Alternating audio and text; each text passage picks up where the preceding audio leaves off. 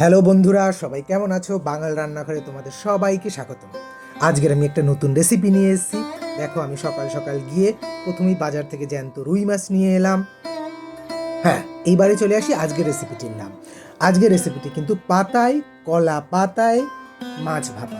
না না না না না, পাতুরি নয়। তোমরা যেটা ভাবছো একদমই কিন্তু পাতুরি নয়, এটা সম্পূর্ণ বাংলাদেশি বরিশালের স্টাইলে পাতায় মাছ ভাপা।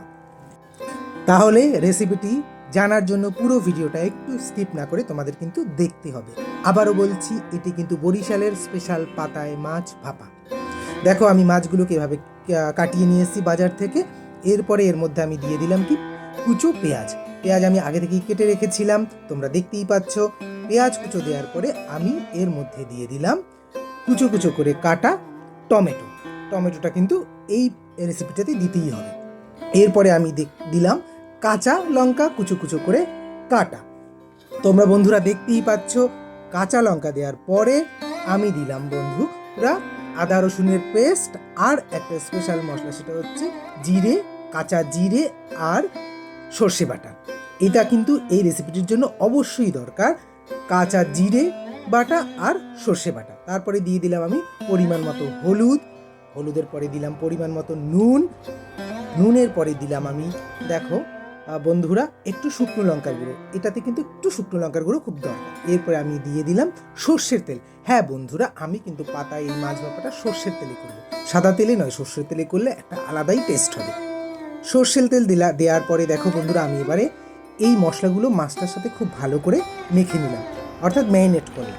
দেখো বন্ধুরা, এই মাখাটা কিন্তু খুব ইম্পর্ট্যান্ট। তোমরা সুন্দর করে এই মশলাগুলোর সাথে মাছটাকে সুন্দর করে মাখিয়ে নেবে। মাখিয়ে নেওয়ার পর তুমি দেখতেই পাচ্ছ কালারটা কত সুন্দর আসছে। ফাইনালি রান্না হওয়ার পর কালারটা আরও সুন্দর আসবে। এরপরে দেখো আমি চলে এলাম নেক্সট স্টেপে, অর্থাৎ আমি একটা কলা পাতাকে কেটে একটুখানি ভাপিয়ে নিয়েছি যাতে পাতাটা নরম হয়। এবার পাতাটা একটি কড়ার উপর রেখে মাছগুলো এর উপরে পরপর পরপর সাজিয়ে দিলাম। দেখো বন্ধুরা কীভাবে সুন্দর করে সাজাচ্ছি, কালারটা তোমরা দেখতেই পাচ্ছ। এরপরে মশলাগুলো, ওই যে পেঁয়াজ, বাকি মশলাগুলো আমি এর উপরে ছড়িয়ে দিলাম। আমার কিন্তু পুরো রান্নার প্রসেসটা কিন্তু পুরো কমপ্লিট। এবার জাস্ট আমি আঁচে বসিয়ে দেব। তোমরা দেখতে পাচ্ছ বন্ধুরা, এরপরেই আমি একটা ওভেনের উপরে এটাকে হালকা আঁচে আমি বসিয়ে দিলাম।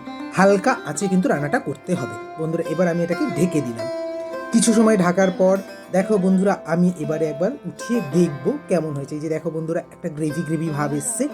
এবারে আমি একটু পাতাটা সামান্য একটু উঁচু করে দেখব জিনিসটা কতটা ভাজা হয়েছে। বন্ধুরা খেয়াল রাখতে হবে পাতাটা যেন সম্পূর্ণরূপে পুড়ে না যায়, সামান্য একটু করে। আমার কিন্তু রান্না প্রায় কমপ্লিট, এক পাশটা। এবার সব থেকে ইম্পর্টেন্ট ব্যাপার, এবারে উল্টাবো। দেখো বন্ধু, এই উল্টানো জিনিসটা একটু কেয়ারফুলি আমাদের করতে হবে। আমি নিচে একটা পাত্র দিয়েছি, উপরে একটা পাত্র, জাস্ট এভাবে উল্টে দিলাম। আর একটা পাতা দিয়ে উল্টে আবার আমি কড়াতে এটাকে বসিয়ে দিলাম। এটা কিন্তু একটু টাফ পার্ট, এটাকে খুব সাবধানে করতে হবে। এরপরে কিন্তু আমার রান্না প্রায় কমপ্লিট, দেখতেই পাচ্ছ। এই আমরা আমি উপরের পাতাটাকে তুলে নিচ্ছি, কত কি সুন্দর কালার এসেছে। এই যে হালকা হালকা একটু একটু দাগ দাগ লেগেছে, এটাই কিন্তু এই রেসিপিটার স্পেশালিটি। আমি আবার একটু সর্ষের তেল এর উপরে ছড়িয়ে দিলাম মধু। রান্না কিন্তু প্রায় আমার কমপ্লিট। এবার ঠিক আগের প্রসেসই, পাতাটা যখন নিচ থেকে একটু একটু দেখবো পোড়ার মতো লেগে গেছে, মাছের এই আইটেমটা কিন্তু আমাদের কমপ্লিট। তোমরা কিন্তু বাড়িতে এটা খুব ট্রাই করতে পারো। ট্রাই করে জানাও কেমন লেগেছে আমার বরিশালের স্পেশাল মাছ ভাপা।